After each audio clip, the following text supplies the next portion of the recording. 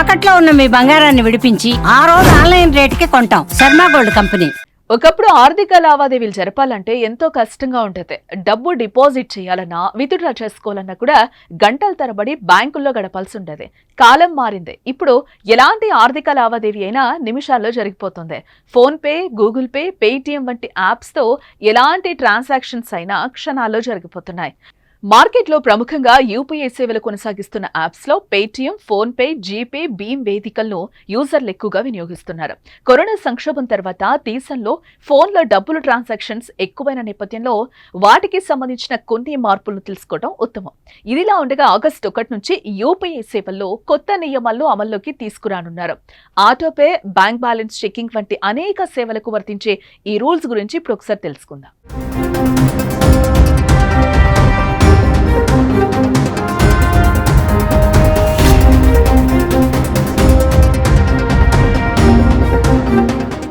UPI చెల్లింపులకు సంబంధించి national payments corporation of India NPCI కొత్తగా ప్రకటించిన రూల్స్ ఆగస్టు 1 నుంచి అమల్లోకి రానున్నాయి.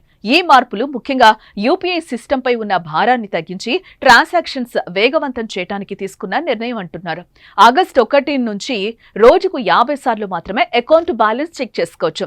ఏదైనా పేమెంట్ హోల్డ్ లేదా ఫెయిల్ అయితే దాని స్టేటస్ ను రోజుకు 3 సార్లు మాత్రమే చెక్ చేసుకునే సదుపాయం కలదు. అయితే ప్రతి చెకింగ్ కి గ్యాప్ కనీసం 90 సెకండ్లు ఉండాలి.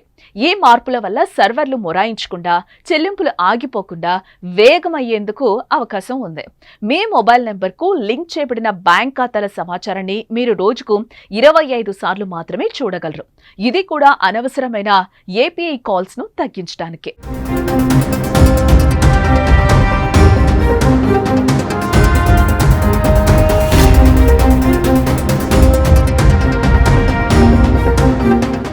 ఆటో డెబిట్లు అనగా నెలలో ఒక్కరోజు ఖచ్చితంగా కట్ అయ్యే బిల్లులు ఇకపై పరిమిత సమయాల్లో మాత్రమే లావాదేవీలు జరుగుతాయి.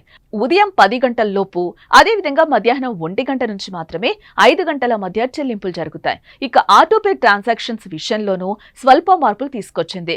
సబ్స్క్రిప్షన్లు, విద్యుత్, వాటర్ బిల్లు, ఈఎంఐ వంటి వాటన్నింటికి ఈ కొత్త రూల్ వర్తిస్తుంది. ఆటో పేమెంట్స్ కు ప్రత్యేక సమయాలు కేటాయించడం ద్వారా యూపీఐ వేదికపై ఒత్తిడి తగ్గుతుంది. ఈ నేపథ్యంలో ఆటోపే సేవను వినియోగించే వ్యాపారులు తమ షెడ్యూల్లో మార్పులు చేయాల్సి ఉంటుంది.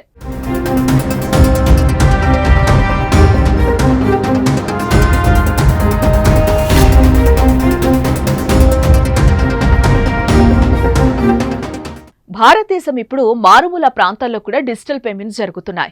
ఆర్థిక లావాదేవీలో విప్లవాత్మక మార్పులు వచ్చాయి. ఇక డిజిటల్ చెల్లింపులపై ఛార్జీల విధింపు గురించి ఆర్బీఐ గవర్నర్ సంజయ్ మల్హోత్రా శుక్రవారం కీలక వ్యాఖ్యలు చేశారు. యూపీఐ చెల్లింపుల వ్యవస్థకు ఆర్థిక సుస్థిరత చేకూర్చాల్సిన అవసరం ఉందని అభిప్రాయపడ్డారు. భారత్లో యూపీఐ ఆధారిత చెల్లింపుల సంఖ్య గతంలో ఎన్నడూ చూడని విధంగా పెరిగిపోయాయి.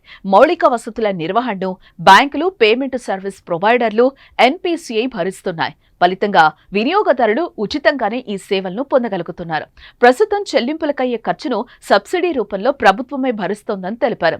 ఈ విధానం ఎక్కువ కాలం మనలేదని స్పష్టం చేశారు. యూపీఐ చెల్లింపుల వ్యవస్థకు ఆర్థిక సుస్థిరత చేకూర్చాల్సిన అవసరం ఉందని కూడా అభిప్రాయపడ్డారు.